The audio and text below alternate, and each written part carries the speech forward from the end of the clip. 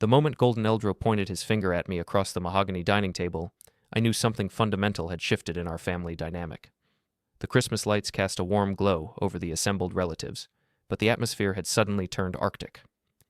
"That seat is for my daughter. Move," he said, his voice carrying the same authority he used in corporate boardrooms. Every conversation stopped. 12 pairs of eyes turned toward me, watching as I sat frozen in the chair I'd occupied at family gatherings for the past 15 years. My name is Brooks Carven, and at 28, I thought I understood my place in the Eldrow family hierarchy. I was wrong. The daughter he referred to was Lana, my 25-year-old half-sister, who looked mortified by the public declaration. She'd been helping me clear dessert plates when Golden made his announcement, and now she stood behind my chair, her hand still holding the stack of dishes, her face flushed with embarrassment.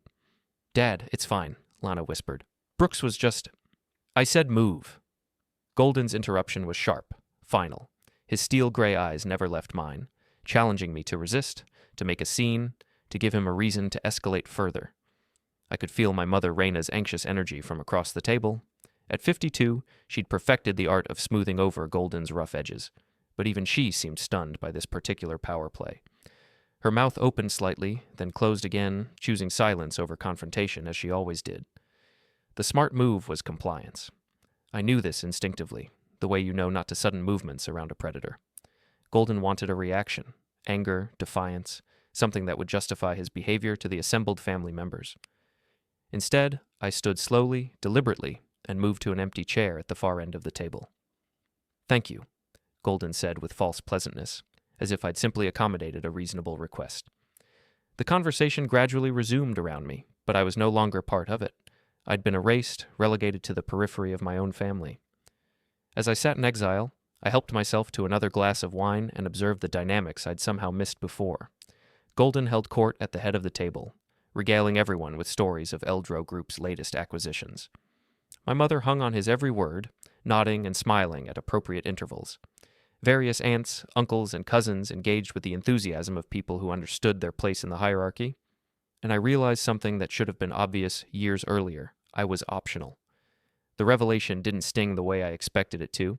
Instead, it brought an odd sense of clarity, like finally understanding the rules of a game I'd been playing blindfolded. I'd spent years trying to earn my place at this table, in this family, in Golden's empire. Now I understood that my place had always been conditional, subject to revocation at his whim. When dinner finally ended, I helped Lana with the dishes one more time. She kept apologizing in whispers, but I assured her it wasn't her fault. Golden's behavior had nothing to do with seating arrangements and everything to do with control. As I gathered my coat to leave, my phone buzzed with an unknown number. I let it go to voicemail, focusing instead on making my exit as unremarkable as my displacement had been dramatic. I hugged my mother goodbye, nodded politely to Golden, and slipped out into the December night. The drive home gave me time to process what had happened. Golden Eldrow, founder and CEO of Eldrow Group, had just publicly demoted me from family member to unwelcome guest. The man who'd married my mother when I was 13, who'd claimed to see me as his own son, who'd given me my first job and launched my career, that man had just made it clear that I was expendable. What he didn't know was that I'd been preparing for this moment longer than either of us realized. The path to becoming optional in the Eldrow family hadn't happened overnight. It was a gradual erosion that began the moment I stopped being useful to Golden's vision of himself as a benevolent patriarch and successful businessman. For years after he married my mother, I'd been the perfect stepson. Grateful, ambitious, eager to please. When I graduated from business school, Golden offered me a position at Eldrow Group, and I accepted with the enthusiasm of someone who believed family and business could coexist harmoniously. I was good at the work. Better than good, actually. I had an intuitive understanding of market dynamics and a talent for identifying opportunities that others missed. But in Golden's organization, talent was less important than loyalty, and loyalty was measured by your willingness to let him take credit for your successes. The pattern established itself early. I'd spend weeks developing a strategy, researching markets, building presentations. Golden would review my work in private, offering praise and encouragement. Then he'd present my ideas to the board as his own, with me sitting silently in the corner, watching my insights become his innovations. Brooks did some excellent research on this, he might say in passing. The way you'd acknowledge a particularly helpful intern. The real credit, the strategic vision, the breakthrough thinking, that was all Golden's contribution, according to the official narrative. I told myself it didn't matter. I was learning, growing, building experience. The recognition would come eventually. Golden was just protecting me from the pressure of high-stakes decision-making until I was ready for more responsibility. The delusion lasted 3 years. The breaking point came during the Meridian acquisition, a complex deal that I'd structured from the ground up. I'd identified the target company, analyzed the synergies, negotiated the preliminary terms, and developed the integration strategy.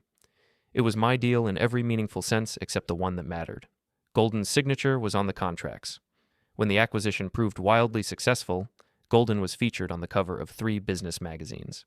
In each interview, he spoke eloquently about his vision, his strategy, his brilliant insight into market opportunities. I was mentioned once in a sidebar as a promising young executive who'd helped with due diligence and research. That night, I went home to my apartment and made a decision that would reshape everything that followed. I was going to leave Eldrow Group. The job search was discreet but thorough. I leveraged relationships I'd built independent of Golden, showcased work that was unambiguously mine, and interviewed with competitors who understood exactly what I brought to the table. When Hartwell and Associates offered me a senior analyst position with a clear path to partnership, I accepted immediately. Golden's reaction was more revealing than anything he'd done while I worked for him. "You're making a mistake," he told me during our final conversation in his corner office. "Hartwell is a second-tier firm. You'll be a small fish in a small pond." "Maybe," I replied, "but I'll be my own fish." His laugh was condescending. "You think they hired you for your talent? They hired you because you're an Eldrow, because they think you'll bring inside information, family connections, some kind of competitive advantage." He leaned back in his leather chair, supremely confident. "When they realize you're just Brooks Carven with a fancy business degree, you'll come crawling back. And I might not have a place for you." I didn't argue. I simply cleaned out my desk, returned my company laptop, and walked out of Eldrow Group for what I assumed would be the last time. The first year at Hartwell was exactly as challenging as Golden had predicted, but not for the reasons he'd assumed. I wasn't struggling because I lacked talent or insight. I was struggling because I'd spent 3 years learning to suppress my instincts, to defer to authority, to make myself smaller than my capabilities warranted. Unlearning those habits was harder than mastering new skills, but gradually I found my voice again. I started contributing ideas in meetings, taking ownership of projects, building relationships with clients who valued my judgment. My reputation grew organically, based on results rather than family connections or political maneuvering. By my second year, I was leading major accounts. By my third year, I was being courted by headhunters from firms that made Eldrow Group look second tier. I turned down most of the offers, but the fact that they were coming validated something important.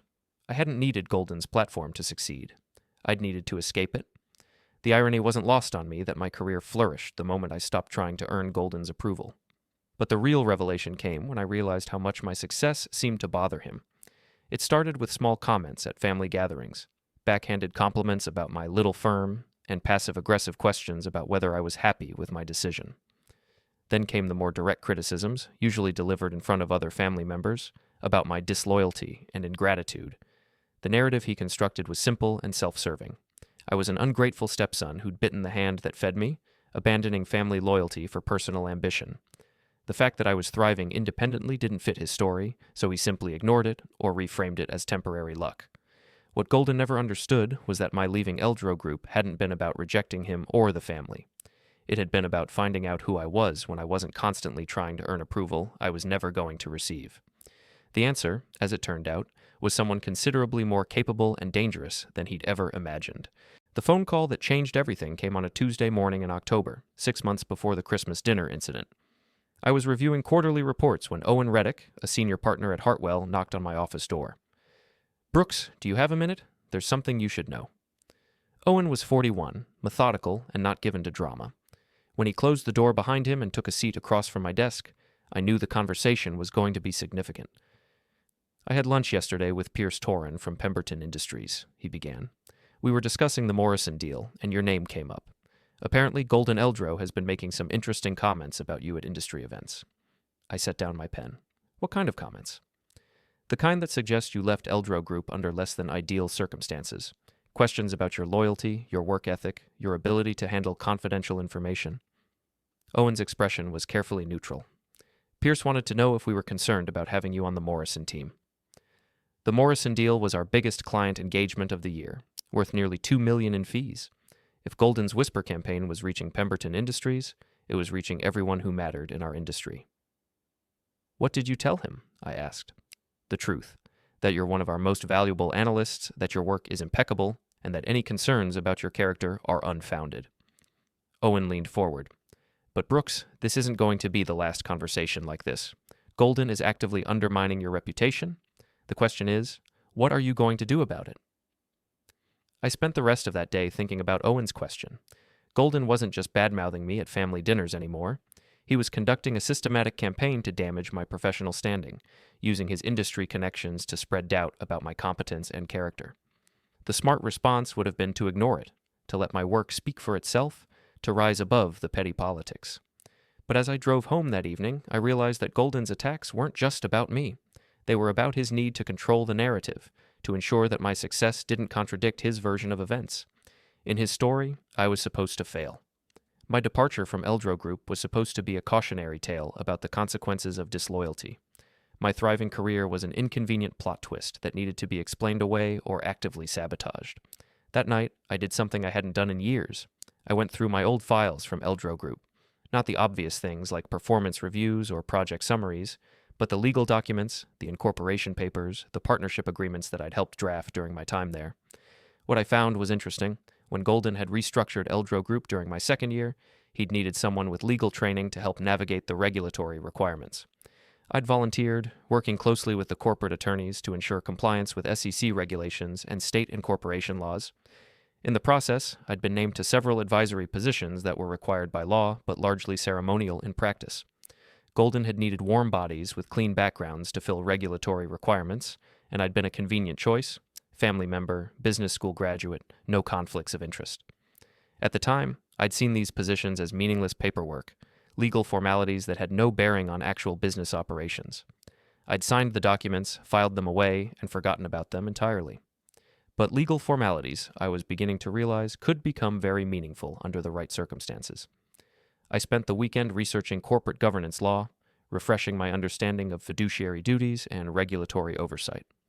What I discovered was that some of those meaningless positions I'd accepted carried more authority than anyone had bothered to explain to me at the time. More importantly, Golden had never formally removed me from those positions when I left the company. In his mind, I'd simply walked away from Eldrow Group, abandoning my roles and responsibilities. In the eyes of the law, however, I remained exactly where he'd placed me 5 years earlier. The implications were staggering. On Monday morning, I called the lawyer who'd helped structure the original Eldrow Group reorganization. Patricia Vance was 63, sharp as a blade, and unimpressed by corporate politics. When I explained what I'd discovered, she was quiet for a long moment. "Brooks, are you sure you want to go down this road?" she finally asked. "What you're describing could have serious consequences for Golden's business operations." "I'm not looking to destroy anything," I replied. "I just want to understand my options. Golden is actively sabotaging my career. I need to know what leverage I might have to make him stop." "Let me review the documents and get back to you," Patricia said, "but based on what you're telling me, your stepfather may have made a very expensive oversight." That afternoon, Lana called me. She did this occasionally, checking in, maintaining the sibling relationship that had survived my departure from the family business. Usually, our conversations were light, catching up on work and personal life. This time was different. "Brooks, I need to ask you something," she said after we'd exchanged pleasantries. "Have you been talking to people about Dad's business? About internal operations at Eldrow Group?" The question caught me off guard. "No, of course not. Why would you ask that?" "Dad thinks you might be sharing confidential information with your new firm. He's worried about competitive intelligence, client poaching, that sort of thing." Lana's voice was careful, diplomatic. I told him he was being paranoid, but he wanted me to ask. I felt a flash of anger, but kept my voice level. "Lana, I've never shared confidential information about Eldrow Group with anyone. I wouldn't do that, and I wouldn't need to. Hartwell has its own clients, its own strategies. We're not competing directly with your father's business." "I know," she said quickly. "I told him that, but he's been really stressed lately, worried about market conditions or regulatory changes. I think he's looking for explanations for things that are probably just normal business challenges." After we hung up, I sat in my office thinking about what Lana had really told me. Golden wasn't just spreading rumors about my disloyalty. He genuinely believed I was a threat to his business. He was so convinced of his own narrative about my character that he'd created an entire conspiracy theory to explain away his company's problems. The irony was perfect. Golden was worried about threats that didn't exist while completely ignoring the ones that did. When Patricia called back the next day, her tone was grimmer than I'd expected. "Brooks, we need to meet in person. What you've stumbled onto is more complicated than either of us realized." Patricia Vance's law office occupied the top floor of a downtown high-rise, with floor-to-ceiling windows that offered a commanding view of the city's financial district. When I arrived for our meeting, she had my old Eldrow Group files spread across a conference table that could have seated 12 people. "Sit down, Brooks," she said without preamble. "We need to discuss exactly what you signed 5 years ago." For the next hour, Patricia walked me through the legal maze that Golden had created during Eldrow Group's restructuring. What had seemed like routine paperwork at the time was actually a complex web of regulatory compliance measures, fiduciary appointments, and oversight authorities.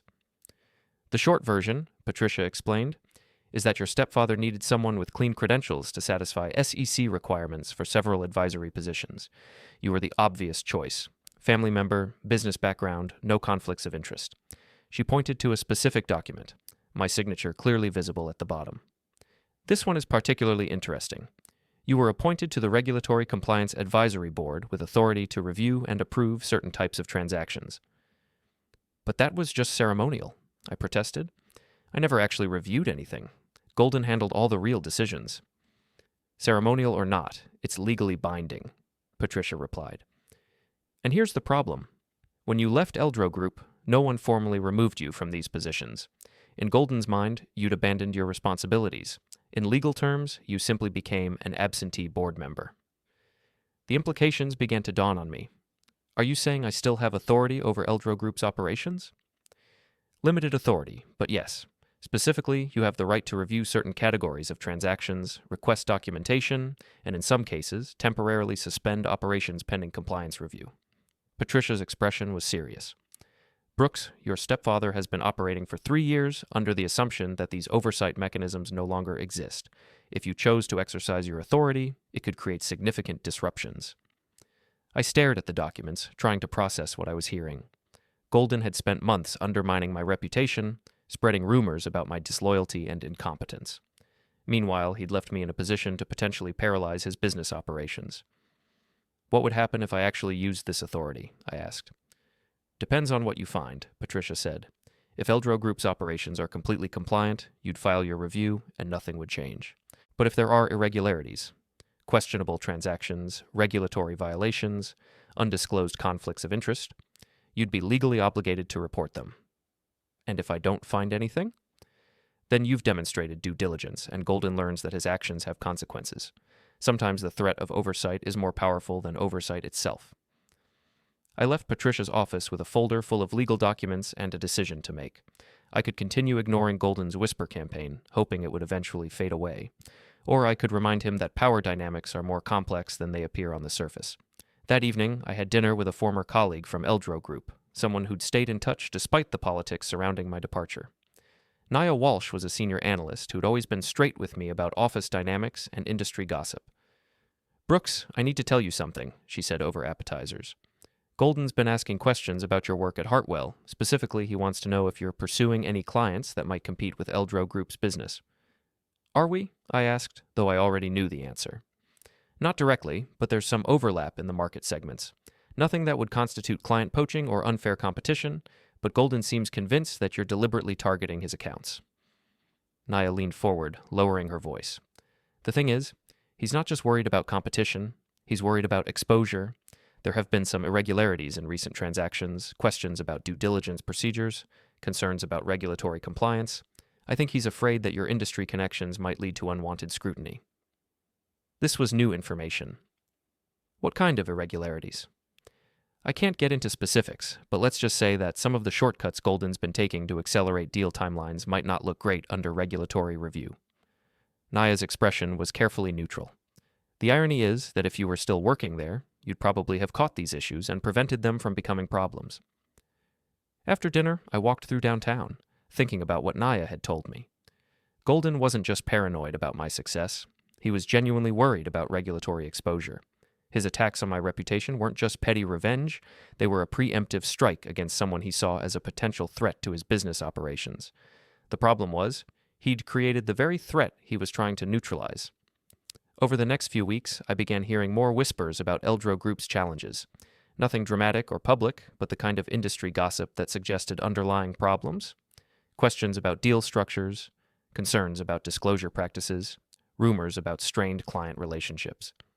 Meanwhile, Golden's campaign against my reputation continued. I heard from 3 more colleagues who'd been asked about my reliability and discretion. The message was always the same. Brooks Carven was disloyal, potentially untrustworthy, someone who might use confidential information for competitive advantage. The irony was that Golden's attacks were becoming counterproductive. The more he talked about me, the more attention he drew to the relationship between Eldrow Group and Hartwell and Associates.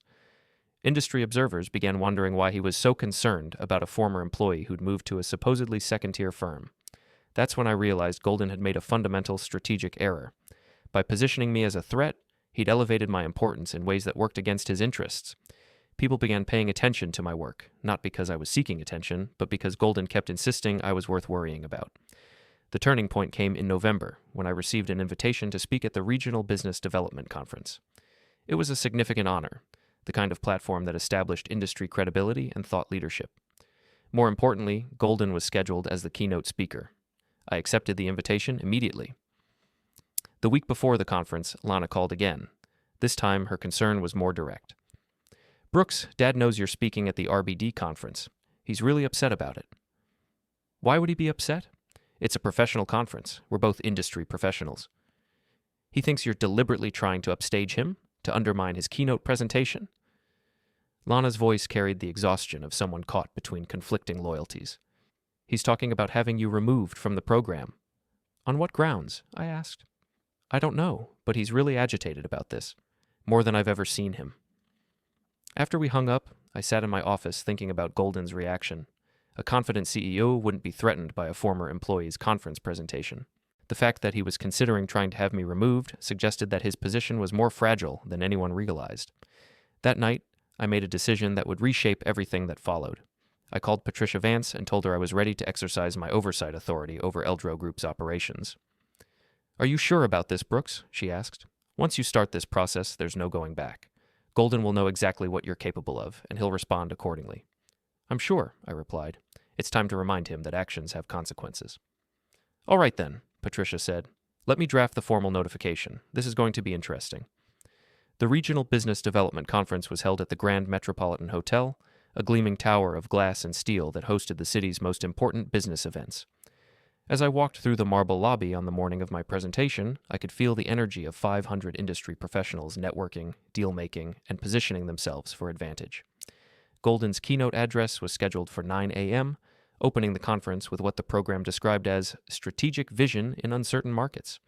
My presentation on regulatory compliance and risk management was tucked away in the 2 p.m. slot, a smaller room, a more specialized audience. I'd planned it that way. I found a seat in the back of the main auditorium as Golden took the stage.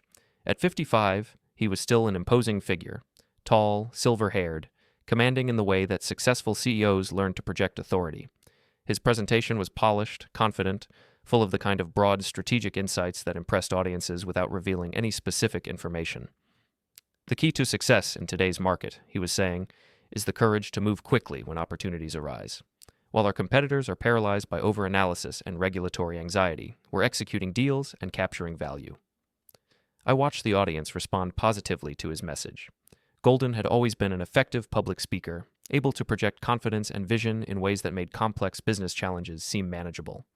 But as I listened to his presentation, I began to notice something interesting. He was overselling. The language was too emphatic, the promises too broad, the timeline too aggressive. Golden wasn't just describing Eldrow Group's strategy, he was trying to convince himself that everything was under control. "Some people will argue that regulatory compliance is an obstacle, that proper due diligence slows down closing deals," he went on. "I'm here to tell you that's a small-minded way of thinking. High performers learn how to move quickly while staying within the rules. With the right systems and the right people, it's really not that complex."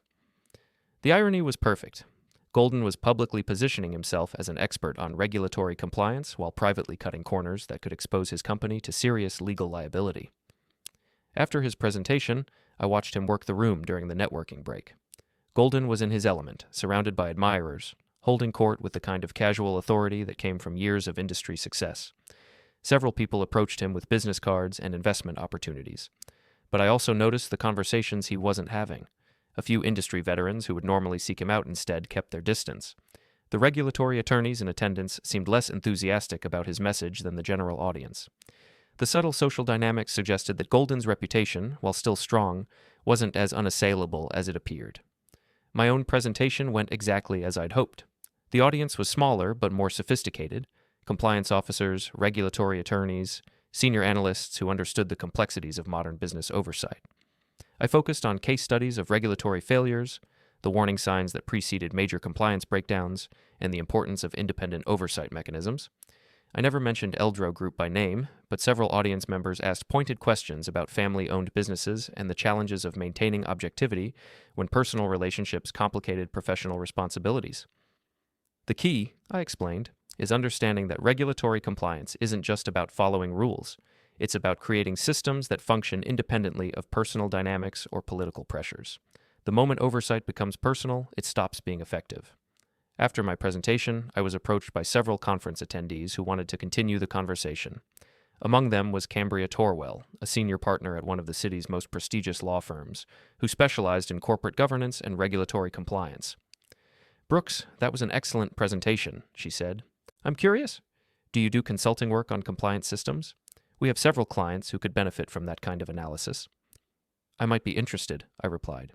"What kind of clients?" "Mid-sized firms, mostly. Family-owned businesses that have grown beyond their original governance structures. Companies that need independent oversight but don't want to admit it publicly." The conversation was interrupted by a commotion near the registration table. Golden was having what appeared to be a heated discussion with conference organizers, his voice carrying across the lobby in a way that suggested he was losing his temper. "Excuse me for a moment," I told Cambria, and walked closer to see what was happening.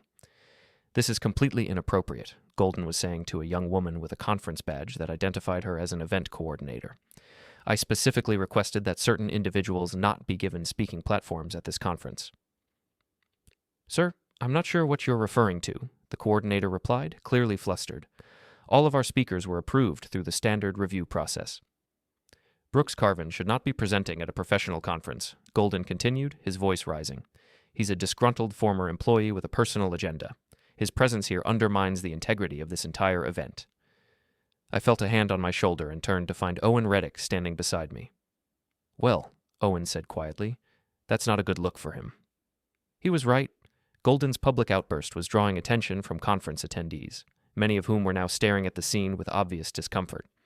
A senior CEO publicly attacking a former employee's professional credibility was the kind of behavior that raised questions about judgment and emotional stability. The conference coordinator was clearly out of her depth. "Sir, if you have concerns about a specific presenter, you'll need to speak with Dr. Williams, our program director. But I can't remove someone from the schedule based on personal disputes." Golden's face was flushed with anger. "This isn't a personal dispute. This is about maintaining professional standards."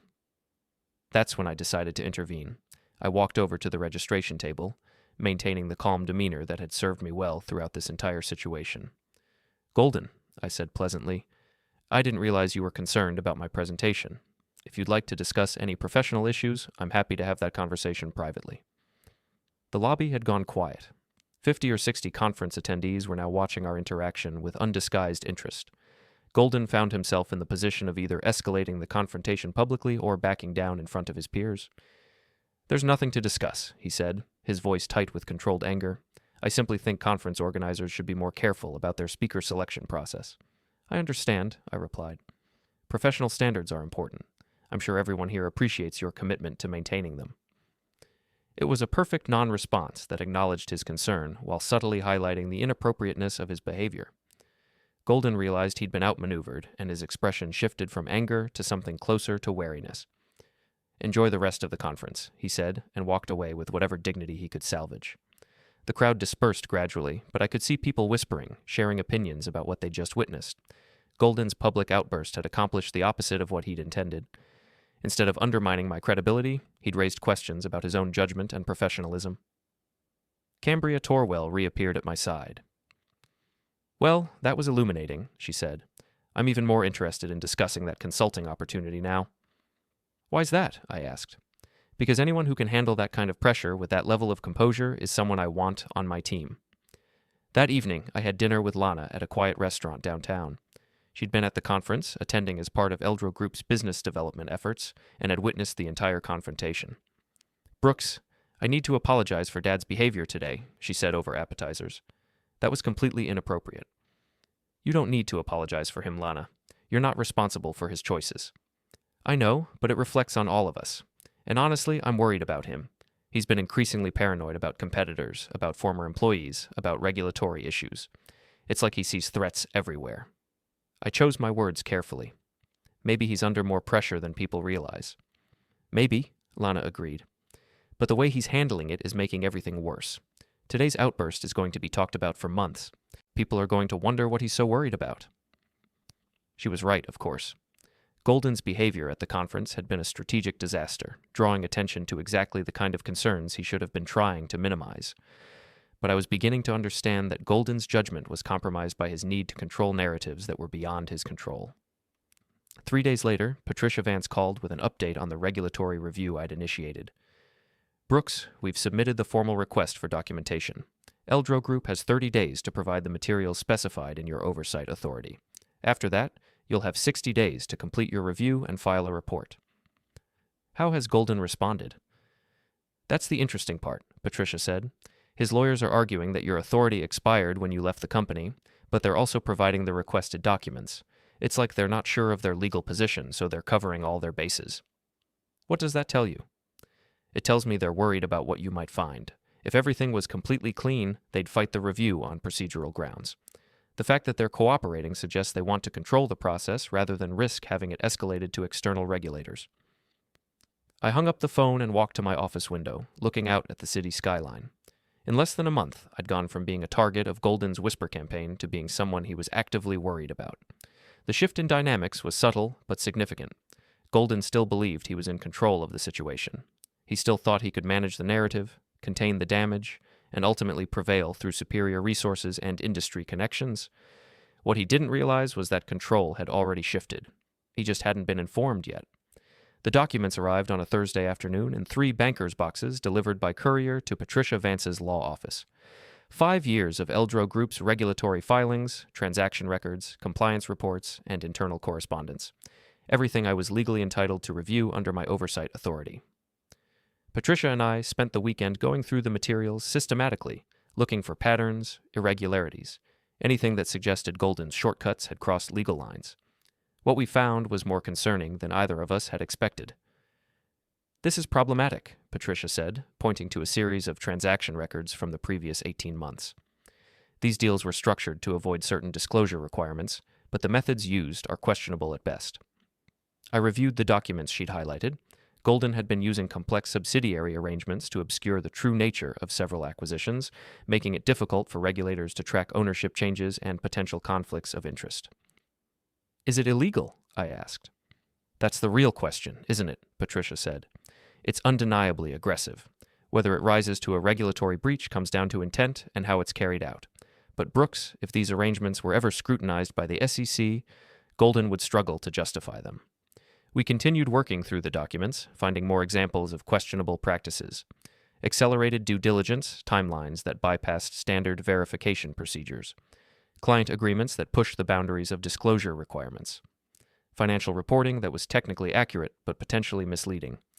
None of it was obviously criminal, but all of it represented the kind of regulatory risk that could destroy a company if it came to light at the wrong time. "What's your assessment?" I asked Patricia as we finished our review. "Golden's been playing with fire for the past 2 years. These practices might have been defensible individually, but taken together, they suggest a pattern of regulatory avoidance that could attract serious scrutiny." She closed the last file folder. "The question is, what do you want to do with this information?" I spent Sunday thinking about Patricia's question. I had enough evidence to raise serious concerns about Eldrow Group's compliance practices. I could file a report that would trigger regulatory investigation, potentially exposing Golden to significant legal and financial consequences. But that wasn't what I wanted. What I wanted was for Golden to understand that his actions had consequences, that his attempts to undermine my reputation and control my career had put him in a position of vulnerability he'd never anticipated. I wanted him to realize that power dynamics are more complex than they appear, and that sometimes the people you dismiss as irrelevant turn out to be the ones who matter most. Monday evening, I worked late at the office, waiting until the building was nearly empty before making my way to the parking garage. The security cameras would show me leaving at my usual time, nothing unusual or suspicious about my activities. At home, I opened my laptop and began drafting the regulatory compliance report that would change everything. The document was methodical, professional, and devastating in its implications. I detailed each questionable practice, cited relevant regulations, and recommended immediate corrective action. But I didn't file the report. Instead, I saved it to my desktop and made a single phone call to Patricia Vance's after-hours number. "Patricia, it's Brooks. I need you to schedule a meeting with Eldrow Group's legal counsel for next week. Tell them I'm prepared to file my compliance review, but I'd like to discuss my findings before submitting the official report." "Are you sure about this approach?" Patricia asked. "Once you reveal what you've found, they'll know exactly what leverage you have." "That's the point," I replied. "I want them to know." Tuesday morning, I went to the office as usual, attended my regular meetings, worked on client projects, maintained the routine that had defined my professional life for the past 3 years. The only difference was the folder on my desk containing documents that could potentially destroy Golden's business empire. The meeting with Eldrow Group's legal counsel was scheduled for Friday afternoon. Patricia had been deliberately vague about the specific nature of my concerns, saying only that I'd identified compliance issues that require immediate attention. Wednesday, Golden called me directly for the first time in over a year. "Brooks, I understand you've been conducting some kind of review of Eldrow Group's operations," he said without preamble. "I think we need to discuss this situation before it gets out of hand." "I'm just fulfilling my regulatory obligations," I replied calmly. "I'm sure you understand the importance of proper oversight." "Enough with the games," Golden snapped. "What do you want?" The question hung in the air between us. What did I want? An apology for years of diminished credit and undermined authority, an end to his whisper campaign against my reputation, recognition that I'd never been the disloyal, incompetent stepson he'd portrayed to anyone who would listen. "I want you to stop attacking my professional reputation," I said finally. "I want you to acknowledge that I've never shared confidential information or acted against Eldrow Group's interests, and I want you to understand that your actions have consequences. And if I don't? Then I file my compliance report and let the regulators decide whether your business practices meet professional standards." Golden was quiet for a long moment. "You're making a mistake, Brooks. You think you have leverage here, but you're playing a game you don't understand. I've been building relationships in this industry since before you were born. If you try to damage my business, I'll make sure you never work in this city again." "Maybe," I replied. "But Golden, you should understand something. I'm not the same person who left your company 3 years ago. I'm not looking for your approval anymore, and I'm not afraid of your threats. I'm simply someone with legal authority exercising that authority responsibly." I hung up the phone and sat back in my chair, realizing that I'd just crossed a line that couldn't be uncrossed. Golden now knew that I had damaging information about his business operations, and he understood that I was prepared to use it. The next 48 hours would determine whether his next move would be escalation or capitulation. Thursday passed quietly.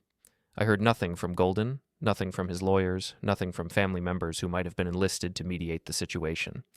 The silence was more ominous than threats would have been. Friday morning, Patricia called with an update. "Brooks, Eldrow Group's counsel has requested that the meeting be moved to their offices and that additional parties be present. They want Golden there, plus their full legal team." "How many people are we talking about?" 6 or 7, including Golden. They're treating this as a major corporate crisis." "Good," I said. "That means they understand the seriousness of the situation." "Are you ready for this?" Patricia asked. "Once we walk into that room, there's no going back. Golden will know exactly what you're capable of, and he'll respond accordingly." I thought about Patricia's question as I prepared for the meeting that would reshape my relationship with Golden and the Eldrow family forever. Was I ready to be seen as a threat rather than an irrelevant former employee? Was I prepared for the consequences of demonstrating power that Golden had forgotten I possessed? The answer was yes. That evening, I had a quiet dinner alone, reviewed my notes one final time, and went to bed early. Tomorrow would be the day that Golden learned what it felt like to be optional. But tonight, everything was still quiet. The Eldrow Group headquarters occupied 15 floors of a downtown office tower that Golden had purchased during the company's most successful period. The executive conference room on the 14th floor was designed to intimidate. Mahogany paneling, floor-to-ceiling windows overlooking the financial district, a table that could seat 20 people but was clearly meant to establish hierarchy and power dynamics. When Patricia and I arrived at 2 p.m., Golden's team was already assembled. Golden sat at the head of the table in his usual position of authority, flanked by his general counsel, outside regulatory attorney, and 3 associates whose presence was clearly intended to signal the seriousness with which Eldrow Group was treating this situation. "Brooks," Golden said with false warmth as we entered, "thank you for coming. I think we can resolve this situation quickly and amicably." Patricia and I took seats across from Golden's legal team. I placed a single folder on the table in front of me but didn't open it immediately. "Before we begin," Golden's general counsel said, "we want to state for the record that Eldrow Group disputes the validity of Mr. Carven's claimed oversight authority. We believe his positions were terminated when he left the company, and we're cooperating with this process solely to avoid unnecessary regulatory complications." "Noted," Patricia replied. "However, our legal analysis confirms that Mr. Carven's authority remains valid until formally revoked through proper corporate procedures. Since no such procedures were followed, he retains full oversight responsibilities as outlined in the original governance documents." I watched Golden's expression as Patricia spoke. He was trying to project confidence, but I could see the tension in his jaw, the way his fingers drummed silently against the table. This wasn't going the way he'd expected. "Let's cut to the chase," Golden said. "What did you find in your review, and what do you want?" I opened my folder and removed a bound copy of my compliance report.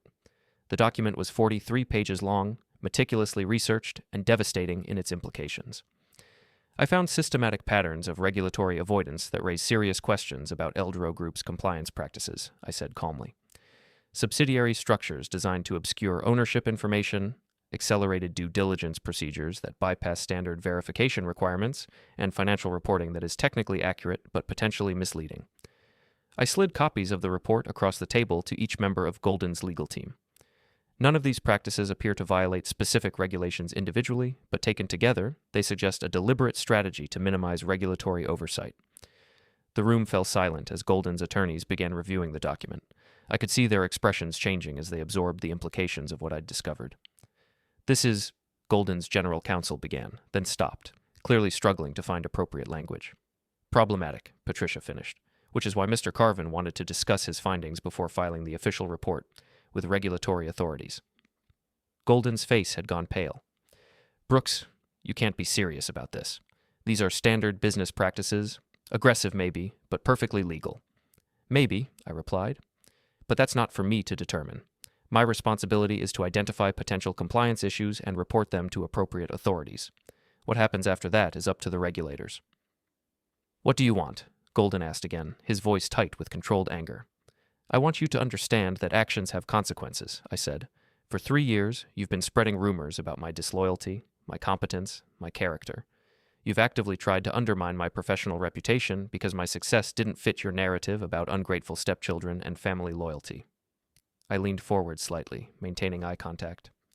"What you never bothered to understand is that I never needed to be disloyal to damage your business. You gave me that authority yourself 5 years ago, when you needed someone with clean credentials to satisfy regulatory requirements." The regulatory attorney, an older woman I didn't recognize, spoke for the first time. "Mr. Carven, if you file this report, it will trigger an immediate SEC investigation. Even if Eldrow Group is ultimately cleared of wrongdoing, the process could take years and cost millions in legal fees and lost business." "I understand," I replied. "That's why I wanted to have this conversation first." Golden's general counsel was still reading through my report. "Some of these findings, if they're accurate, we have serious exposure." "They're accurate," Patricia said. "Mr. Carven's analysis is thorough and well documented. Every conclusion is supported by evidence from your own records." Golden finally exploded. "This is blackmail. You're threatening to ruin my business unless I—" "What? Apologize? Admit that you're not the disloyal little snake I know you are?" The outburst revealed everything about Golden's mindset. Even now, facing potential regulatory catastrophe, he couldn't acknowledge that his treatment of me had been inappropriate. In his mind, I was still the ungrateful stepson trying to extort concessions from my betters. "This isn't blackmail," I said calmly. "This is regulatory oversight. I have a legal obligation to report compliance violations. The only question is whether Eldrow Group wants to address these issues proactively or wait for external regulators to force corrective action." Patricia opened her briefcase and removed a second document. "We've prepared a proposed remediation plan that would address the compliance concerns identified in Mr. Carven's report. Implementation would demonstrate good faith efforts to improve regulatory compliance." She slid the document across the table. The plan includes revised due diligence procedures, enhanced disclosure protocols, and restructuring of the subsidiary arrangements that created regulatory ambiguity. Golden's attorneys began reviewing the remediation plan while Golden stared at me with undisguised hatred. "You think you're so smart," he said. "You think you found some clever way to get revenge for imagined slights. But you're forgetting something important. I built this company from nothing. I have relationships, resources, influence that you can't even imagine. If you try to destroy me, I'll make sure you go down with me." "Golden," I said quietly, "you're still not understanding the situation. This isn't about revenge or family drama or personal grievances. This is about regulatory compliance and corporate governance. The fact that you can't separate business issues from personal emotions is exactly why these problems exist in the first place." The regulatory attorney looked up from the remediation plan. "This is actually quite reasonable. Implementation would be expensive and time-consuming, but it would address most of the compliance concerns identified in the report." "How long would we have?" Golden's general counsel asked. "The remediation plan suggests a 6-month timeline for full implementation," Patricia replied. "Mr. Carven would retain oversight authority during that period to ensure compliance with the agreed-upon procedures." Golden's face flushed with anger. "You want to keep your hooks in my business for 6 months?" "I want to fulfill my regulatory obligations," I corrected. "If you implement the remediation plan successfully, I'll file a compliance report that documents your corrective actions. If you don't, I'll file a report that recommends immediate regulatory investigation." The room fell silent again as Golden's legal team absorbed the implications of the choice I was offering them. They could accept oversight and remediation, or they could risk regulatory investigation that could destroy the company. Golden's general counsel whispered something to him, and I saw his shoulders slump slightly as he realized the position he was in. "We'll need time to review this proposal," the general counsel said finally. "Of course," Patricia replied, "but Mr. Carven's report is due to regulatory authorities within 2 weeks. If Eldrow Group wants to pursue remediation, we'll need a signed agreement by next Friday." As we gathered our materials to leave, Golden spoke one final time. "Brooks, you may have won this round, but this isn't over. You've made an enemy today, and I have a long memory." I stopped at the conference room door and turned back to face him. "Golden, I haven't made an enemy. I've just stopped pretending we were family." The elevator ride down to the lobby was silent. Patricia and I walked through the marble-floored entrance hall where I'd once felt proud to work, past the reception desk where I'd been greeted by name for 3 years, out into the afternoon sunlight of a city where I was no longer the irrelevant former employee that Golden could safely ignore. That evening, my phone started ringing. First Lana, then my mother, then various family members who'd heard that something significant had happened but didn't understand exactly what. I let most of the calls go to voicemail, not ready to explain the day's events to people who still saw this as a family dispute rather than a business matter. The exception was Owen Reddick, who called around 8 p.m. "Brooks, I just heard from 3 different sources that something major went down at Eldrow Group today. Care to share what happened?" I gave him a brief summary of the regulatory review and remediation plan, keeping the details vague but explaining the general dynamics. "Jesus," Owen said when I finished. "You've been sitting on that kind of leverage for 3 years?" "I didn't know I had it until recently, and I wouldn't have used it if Golden hadn't forced the issue." "Well, you've certainly got his attention now. The question is, what happens next?" That was indeed the question. Golden now understood that I wasn't the powerless former employee he'd been attacking for the past year, but understanding and accepting are different things, and I doubted that someone with his ego would simply accept the new dynamic without attempting to reassert control. The next few weeks would determine whether Golden chose adaptation or escalation. Based on everything I knew about his character, I suspected it would be escalation. But this time, I was ready for it. The signed remediation agreement arrived by courier on Thursday afternoon, one day before the deadline I'd established. Golden's general counsel had negotiated minor modifications to the timeline and reporting requirements, but the core elements remained unchanged. Eldrow Group would implement comprehensive compliance reforms under my oversight authority. Patricia called an hour after the documents arrived. "He signed it," she said, and I could hear the satisfaction in her voice. "All parties, full agreement, legally binding." How did he seem during the final negotiations? According to his counsel, not happy, but he understood the alternative. Sometimes the threat of regulatory investigation is more persuasive than the investigation itself. That evening, I had dinner with Lana at the same restaurant where we'd met after the business conference. She'd been caught in the middle of the family fallout that erupted after my confrontation with Golden, trying to maintain relationships with both sides while understanding only fragments of what had actually happened. "Brooks, I need to understand something," she said after we ordered. "Dad says you threatened to destroy his business unless he met certain demands. Is that true?" I chose my words carefully. I identified regulatory compliance issues that needed to be addressed. Golden had a choice: fix the problems proactively or wait for external regulators to force corrective action.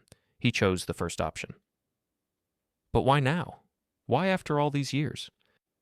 Because he spent the past year trying to destroy my professional reputation. He was spreading rumors about my loyalty, my competence, my character. I decided it was time to remind him that actions have consequences. Lana was quiet for a moment. He's been different lately. More paranoid, more controlling. Mom's worried about him. Maybe he's finally realizing that the business practices he's relied on aren't sustainable long term. Is that what this is really about? Business practices? I met her eyes across the table. Lana, your father has been cutting regulatory corners for years. Individually, some of his methods might have seemed defensible, but taken together they created serious legal exposure. I didn't create those problems. I just identified them. And now? Now he has 6 months to fix them. If he does, everyone benefits. If he doesn't, regulators will step in and fix them for him. Lana nodded slowly. I think I understand. This was never about family drama or personal revenge. No, I agreed. It was about power dynamics and professional consequences. The family conflict was just the catalyst. 3 months later, I received a call from Cambria Torwell, the attorney I'd met at the business conference. Her firm had been retained by Eldrow Group to help implement the compliance reforms outlined in the remediation agreement. Brooks, I wanted to give you an update, she said. Golden's team has been surprisingly cooperative. The new procedures are being implemented ahead of schedule, and regulatory exposure has been significantly reduced. How has Golden been handling the oversight? Professionally, if not enthusiastically. He resents the situation, but he understands the necessity. I think your approach was exactly right. You gave him a path to fix the problems rather than simply exposing them. That conversation clarified something important. My confrontation with Golden hadn't been about revenge or family dynamics. It had been about forcing accountability in a system that had operated without meaningful oversight for too long. Golden had created the regulatory vulnerabilities through his aggressive business practices. He'd created the personal conflict through his attacks on my reputation, and he'd created the leverage I used by failing to properly terminate my oversight authority when I left the company. I hadn't engineered his downfall. I'd simply stopped protecting him from the consequences of his own choices. The Christmas dinner incident that triggered this entire sequence now seemed almost trivial. Golden pointing at me and demanding that I move from his daughter's seat had been a moment of casual cruelty, the kind of power play people like him use to assert dominance.